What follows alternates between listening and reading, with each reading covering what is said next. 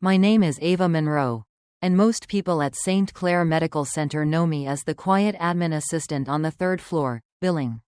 Insurance. The woman who heats up homemade meals in reused glass containers that still faintly smell like last week's chili.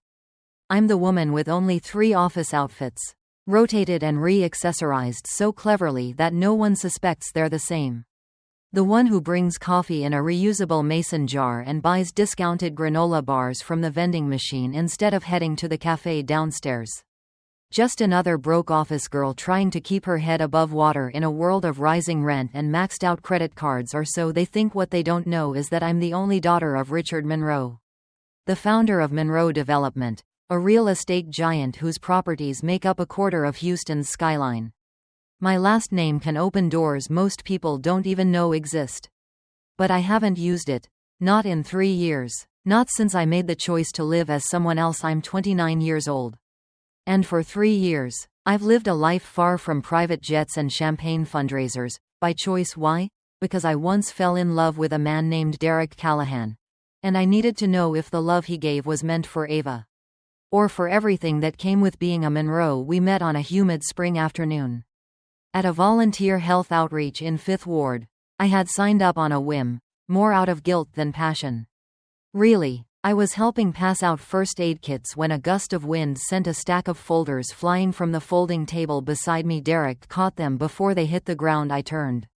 And he looked at me, not like I was someone to impress, but like I was someone he recognized from somewhere deep. He had this quiet charm. Not flashy, not rehearsed. He offered me a crooked smile and said, "You might want to weigh those down next time with something other than a granola bar." I laughed, an actual, real laugh, not the kind I'd learned to offer during charity galas. Something about him felt easy, natural, the opposite of everything I grew up around. A month later, we were meeting for coffee in between his lectures at Baylor College of Medicine. A month after that, I moved into a modest apartment near campus so I could drive him to class each morning at the start. I told him I worked as a hospital clerk and was paying off student loans. It wasn't entirely false. I did work at St. Clair, but the rest was a carefully crafted illusion. My Range Rover stayed parked beneath the Warwick Hotel downtown, and I drove a decade-old Toyota with a cracked side mirror. I cooked from scratch, clipped coupons, and told him I couldn't afford vacations. I wanted to see if he'd love me when love wasn't gift wrapped in status, and for a while he did. He kissed my forehead when I packed his lunch. He thanked me when I helped him study for exams. He laughed when I said we couldn't afford delivery and offered to cook instant noodles instead. "You're the most down-to-earth woman I've ever met," he told me once. "With you, I don't have to pretend I'm someone bigger than I am." But I was pretending, every single day. I was pretending that the moldy one-bedroom with peeling paint was enough. That I didn't own 2 penthouses downtown. That the ceiling fan rattling above us wasn't driving me crazy because I knew I had a house with radiant floor heating and a chilled martini waiting in Springwood Lakeside each night. I fell asleep in second-hand pajamas, in sheets that itched, wondering if I was insane for testing love like this, for hiding who I was, for hiding what I was. But I had grown up surrounded by men who smiled when you entered the room, then calculated your net worth by the shoes on your feet. I watched my father bury his emotions behind contracts and quarterly returns. Watched my mother drink her loneliness into a $1,000 wine cellar. I told myself I didn't want that. I wanted real. So I tested Derek every 3 months. When tuition came due, I transferred $5,200 from an untraceable trust account. I told him I picked up extra shifts at the billing department. He never questioned it. He never asked why the woman who barely made ends meet never missed a single rent payment or why the rent never increased.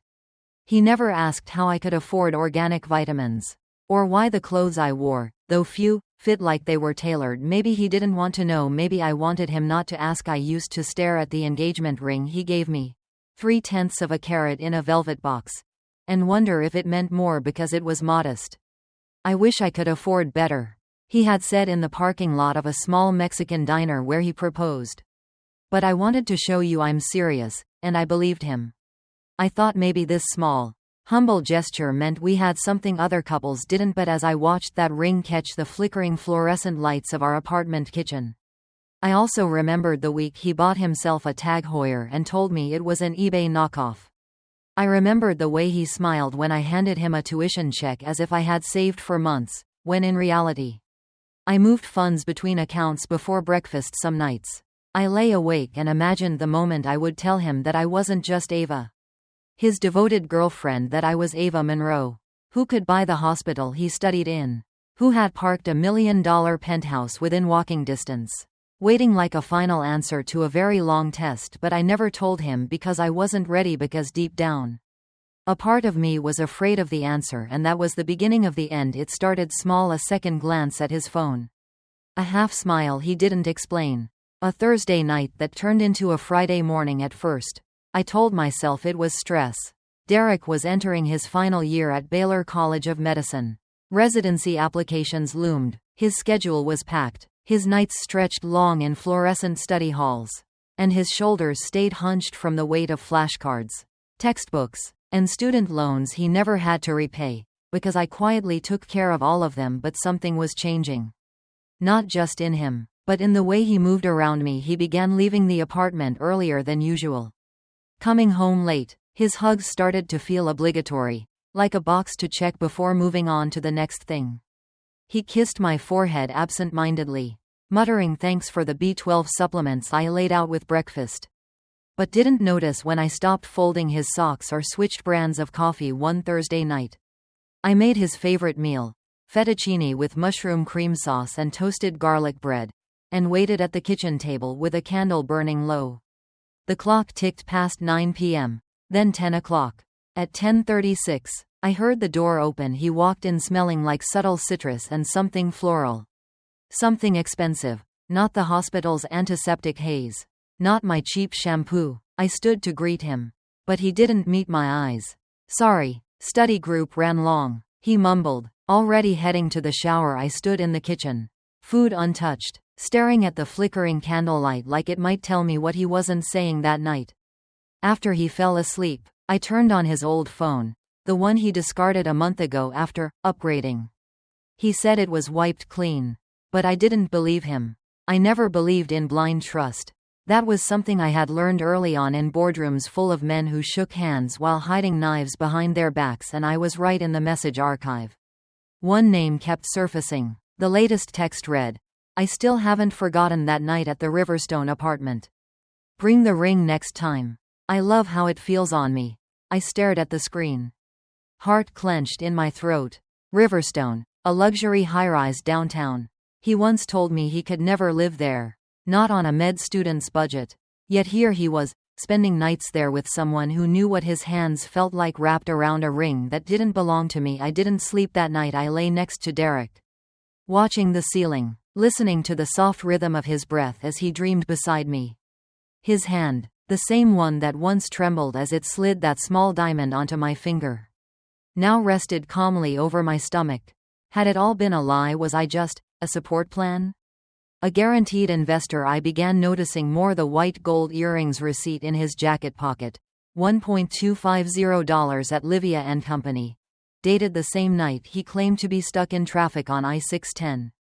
I checked Google Maps. There had been no accident. My own Uber on that route had taken 18 minutes. The new fossil watch he used to wear vanished, replaced now with a sleeker model. Subtle but expensive. I asked where it came from. Online deal. Found a guy reselling it cheap. He didn't blink when he lied. That hurt more than the lie itself. He began placing his phone face down, silencing notifications, and when I asked who he was texting, he'd shrug. Study group. You know how loud they get. I said nothing.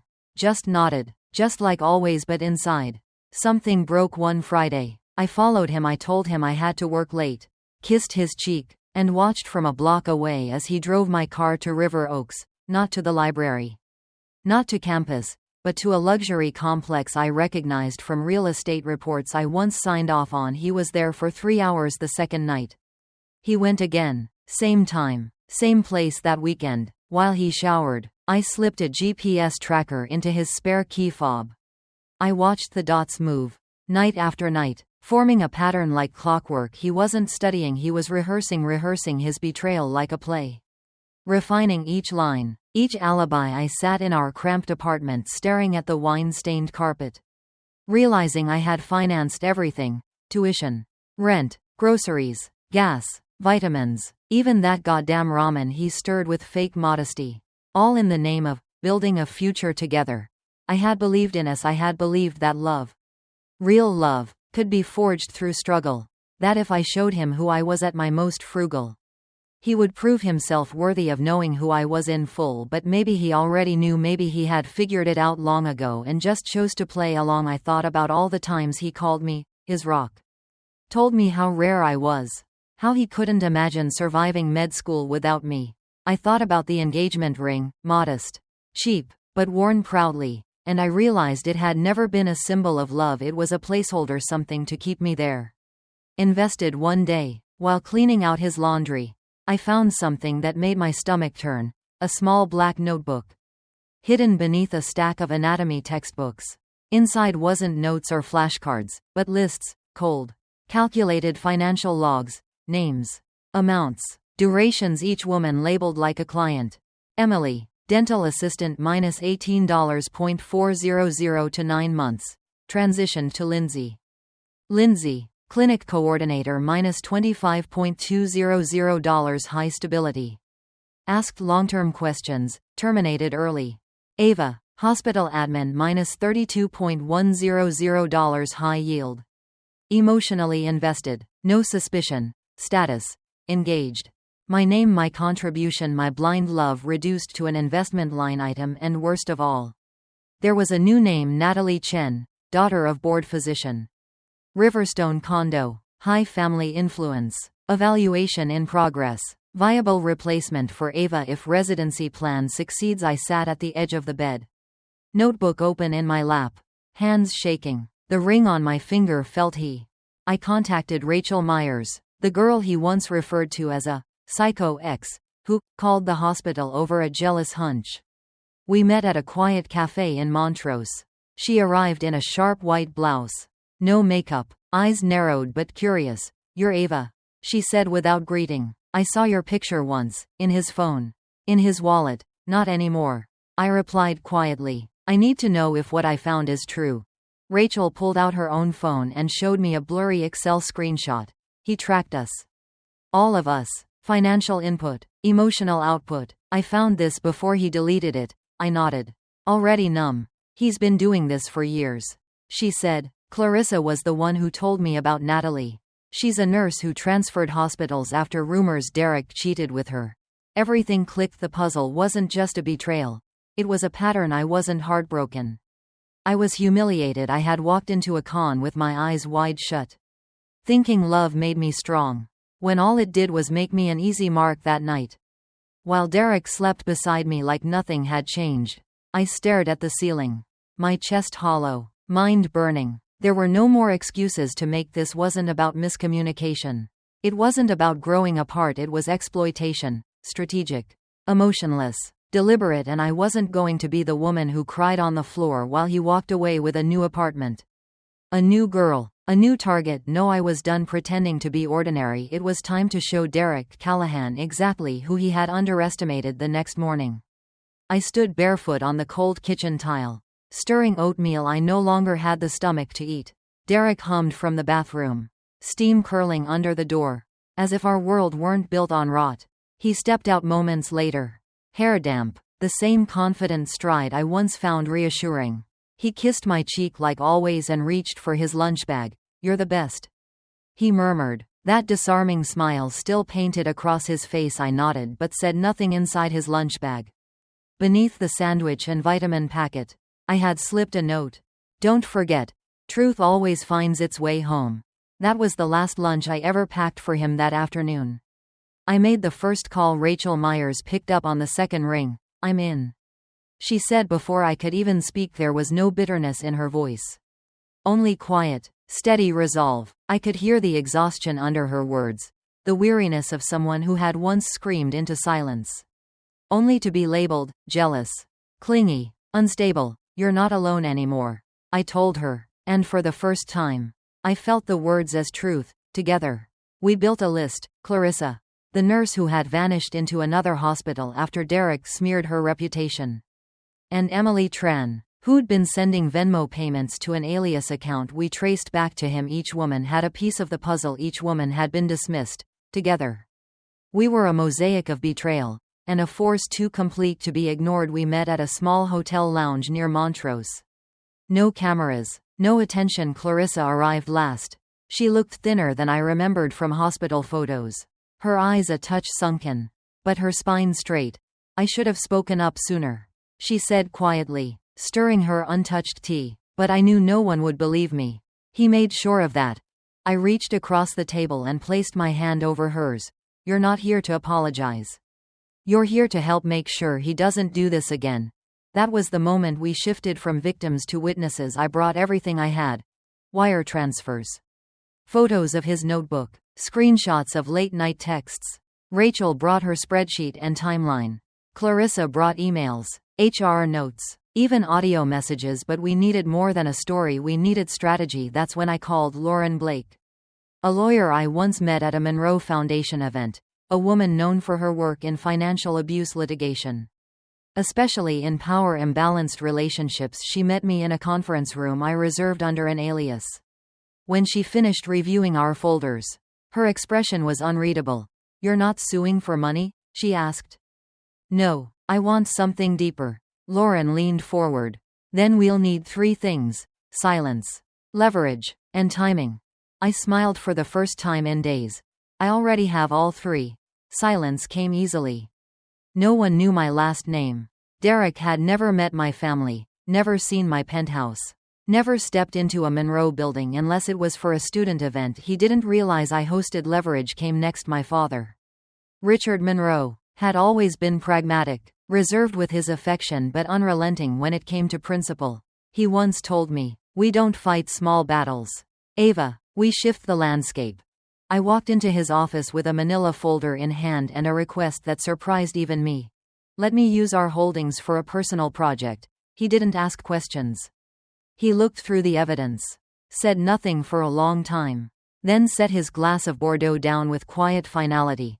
I always knew you had your mother's heart, he said, but I see now, you have my precision. That night, 3 real estate firms received internal memos from Monroe Holdings, the Haven Group, where Derek's mother, Evelyn Callahan, served as broker, lost exclusive access to Monroe-owned lakeside properties. A California investor, previously set to close a $1.4 million deal with her, suddenly went cold. No reason was given, just silence, a silence that whispered everything. Then came the timing. Derek's graduation ceremony from Baylor was only weeks away, an event he had mentioned with pride, excitement, and occasional entitlement. They better put my name front and center, he joked. This year's class owes me a standing ovation. I smiled, bit my tongue. He never knew that 3 of the event vendors, Orchid and Onyx Events, Madison & Co. Catering, and Lux Sonic Sound, were subsidiaries of Monroe Development, registered under Shell LLCs. He thought it was a student-funded celebration. It was my stage 1. Let him plan everything. Let him smile in the mirror rehearsing his "thank you" speech. Let him adjust his cufflinks in our bathroom like a man about to enter greatness. But in truth, he was walking into a play where I wrote the ending the night of the event. I arrived late. I wore a black satin gown, square neckline, low back, understated, controlled. My hair was in a tight, high bun, my makeup clean and cool. I entered through the side entrance, escorted by a Monroe security advisor in plain clothes. The ballroom glowed with soft golden light, violins humming from the corner stage, and there he was, Derek Callahan, in a rented tuxedo, beaming, glass of champagne in hand. Around him, classmates, friends, donors, professors. Beside him, his mother, Evelyn, dressed in sapphire silk, her pearls strung tight across a throat already bracing for tension. He spotted me. His smile flickered, just for a second, then returned, forced, performative. I walked slowly across the floor, each step deliberate, each heel clicking a drumbeat in a war only one of us knew had begun. There was no name card for me at the front tables. I asked a coordinator. He blinked, checked the list. I'm sorry, miss. You're not on the seating chart. I'm the one who signed the ballroom lease. I said quietly. Double check. His eyes widened. He vanished to the back. I continued walking. I passed Natalie Chen, the girl with long legs and quiet wealth, standing too close to Derek. Her hand brushing his sleeve. She gave me a once-over. Then turned to Evelyn and whispered. Evelyn turned. Her voice was cold. Oh, Ava, was it? I thought you had the night shift. I did, I replied. But this seemed like a show worth attending. Especially for the final act. Derek stepped forward, clearly uncomfortable. You made it. I did. I leaned forward. Just enough for him to smell the perfume he never noticed before. Tom Ford. Private blend. You forgot something. I raised my hand, slid the engagement ring off my finger, and dropped it gently into his champagne glass. A soft clink. The sound echoed louder than any violin. He stared at it. Everyone stared. I hope the next investor gives better returns, I said, my voice steady, calm. Congratulations, Dr. Callahan. Then I turned and walked away. No tears, no breakdown, just dignity and silence. Outside, the air smelled like jasmine and dusk. I stepped into the waiting car. My phone buzzed. A message from Rachel. We saw it. It was perfect. Another from Lauren. 3 newsrooms are interested. I'll hold them off unless you say go. I typed back. No headlines. Let him drown in whispers. The next morning, Derek's file at St. Clair Medical Center had a red flag.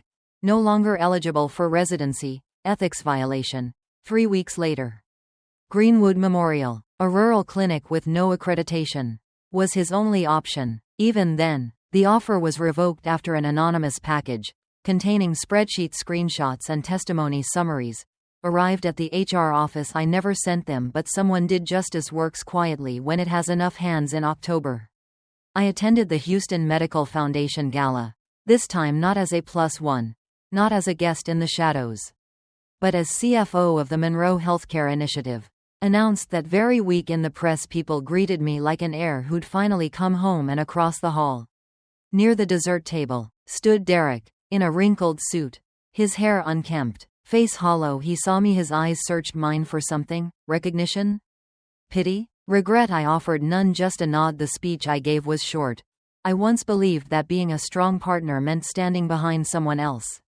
Now I know, sometimes, the strongest thing you can do is stand on your own. I lifted my glass, turned toward the side of the room where Derek stood, alone and forgotten. I didn't say his name. I didn't have to, because in that moment, everyone knew who had truly been erased from the future.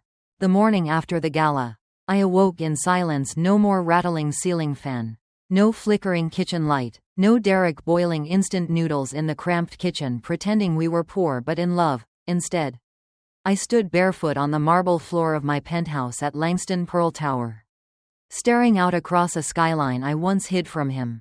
Houston shimmered in the dawn, unaware of how one name, Derek Callahan, was quietly being erased from the city's most prestigious institutions. I wasn't angry anymore. I was focused. That same day, Lauren Blake met me in a boardroom on the 41st floor. She looked like a lawyer in a courtroom drama. Tailored gray suit, black leather folder, and that look in her eye like she already knew how the case would end. She dropped the folder on the table. We've completed affidavits from Rachel, Clarissa, Emily, and 3 others who came forward after seeing the documents. 3 more? I asked. Eyebrows raised. She nodded. Turns out Derek's investor pipeline went deeper than we thought.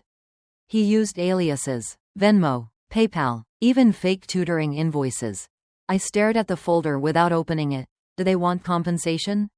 I asked. Some. Most want acknowledgement. All want him out of medicine. I leaned back. Let's make it happen. Later that afternoon, I placed a call to Dr. Michael Renner, director of the residency program at St. Clair. He had once greeted me warmly at the Houston Medical Foundation dinner. Thinking I was just a donor's daughter, now, I was one of the people who helped decide who got to wear white coats and who didn't. Miss Monroe, he answered, formal but not cold. I'm following up on candidate Callahan. A pause. We've reviewed the ethics dossier, and we are initiating removal proceedings. Quietly. No press, no record trail. Good. But make sure he knows it wasn't random. I could almost hear the smirk behind Dr. Renner's professional tone. He already suspects. It's not just that he's off the residency list. The internal memo reads, permanent ineligibility due to financial misconduct. That sticks. Miss Monroe. Everywhere. I hung up and let the silence settle around me. Meanwhile, in a house Derek couldn't afford without my help. He sat alone at the kitchen table. The refrigerator hummed. The lights buzzed, but the silence was different now. It wasn't the silence of hard-earned peace. It was the silence of loss. He scrolled through email after email. Declined. Rescinded. Application rejected. Even Greenwood Memorial, the last resort clinic in a town barely clinging to the map, had withdrawn their offer. A voicemail from Evelyn Callahan, his mother, played on loop. Derek, what did you do? Why are investors pulling out? Why is Monroe blacklisting us? I've lost every lakeside listing in under a week. I need answers. But Derek had none because he had built a kingdom on borrowed dreams and other people's credit. And now the floor was gone. Evelyn, once sharp-tongued and immaculately dressed, now wore worry-like perfume. She sat at her desk in the Haven Group's corner office, a stack of listings untouched. I raised him better, she whispered to no one. Her assistant peeked in. The Palm Springs client cancelled. Said they heard something unsettling. Evelyn exhaled through her teeth. The scent of her son's ambition was now radioactive, leaking into every deal she tried to close. She texted Derek again. Fix this. He didn't reply because he couldn't that evening. I invited Rachel, Clarissa, and Emily Tran to the penthouse. None of them had ever been there before. Their jaws tightened at the sight of the chandelier, the art, the view that stretched across Houston like a silk map. Wow. Clarissa whispered, you lived here the whole time? I nodded. And you still do, I said, handing each of them a folder inside. Settlement checks. Not millions, but fair, substantial, enough to rebuild. Rachel stared at the numbers. You don't owe us this, I know, I said, but you deserve it. Emily's eyes watered. I thought I was stupid for not seeing it. You weren't, I told her. You were just kind. Rachel bit her lip. Do you think he ever loved any of us, number? I said, without hesitation. He loved what we gave him, not who we were. Clarissa looked toward the window. Do you ever think about confronting him? Face to face? I shook my head. The most powerful confrontation is walking away without needing closure. He's already drowning in consequences. They stayed until late. We drank tea, not champagne. We didn't celebrate victory. We honored our strength, our survival across the city. Derek sat in the dark. He was back in his childhood bedroom, surrounded by old trophies, cracked textbooks, and a suitcase still half unpacked from the night of the gala. He replayed the moment, me standing over him in that black gown, the ring sinking in champagne for the first time. He cried not because he lost me but because he realized he had lost himself long before I ever walked away. My father called the next day.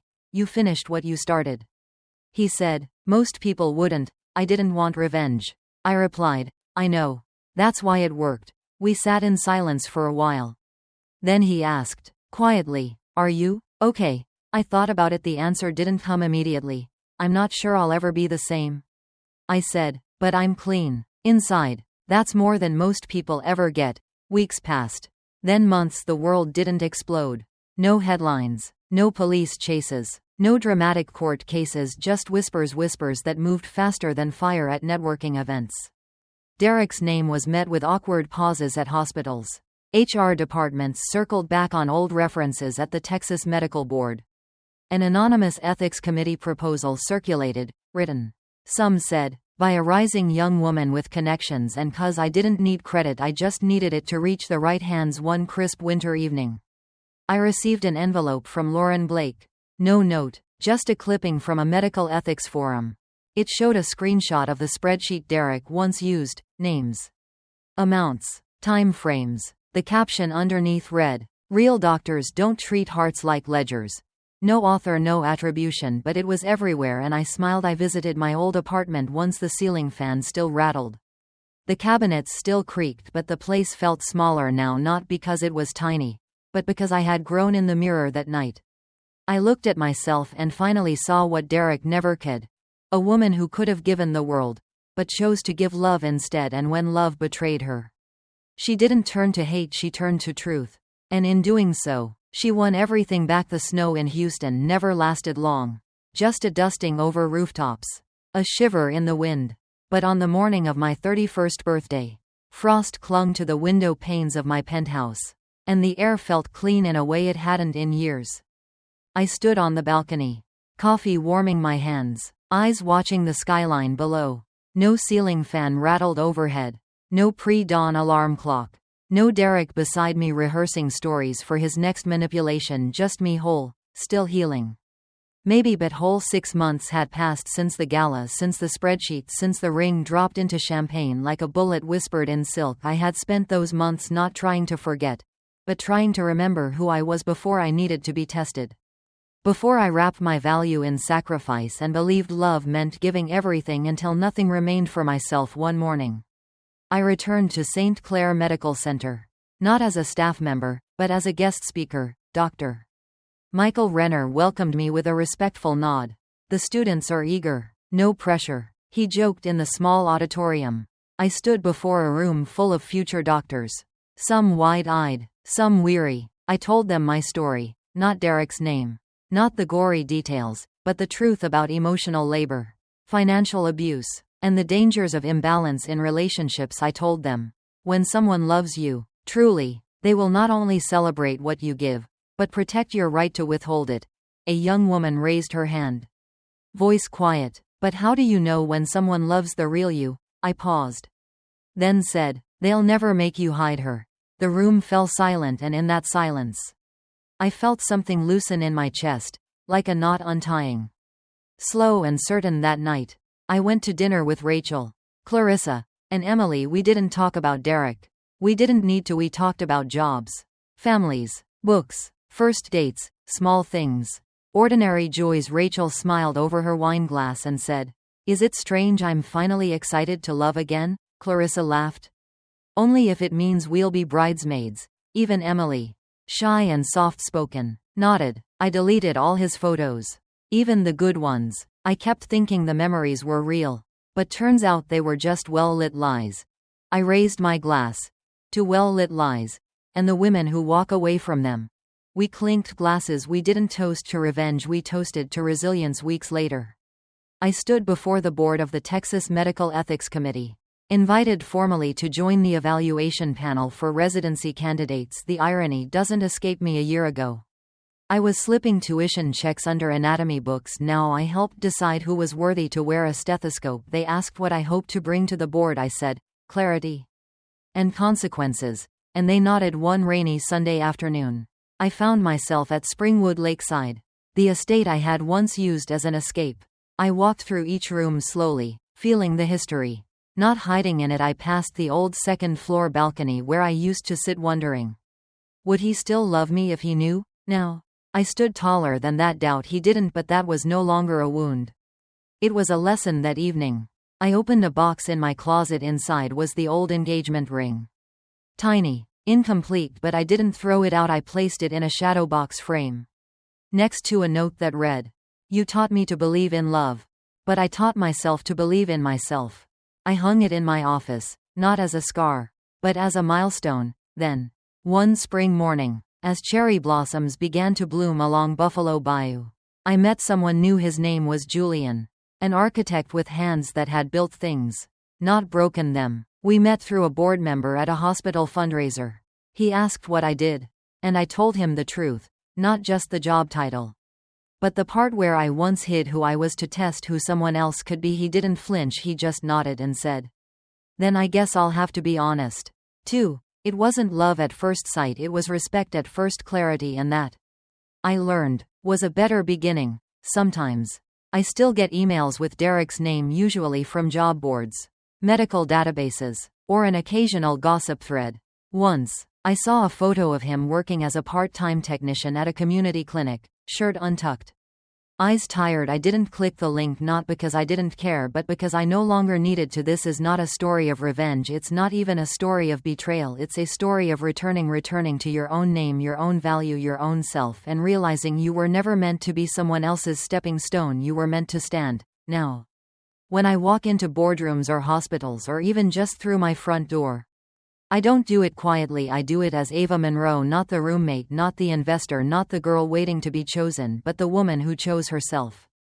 And I've learned that the most devastating revenge isn't destruction. It's dignity, it's rising. And never looking back.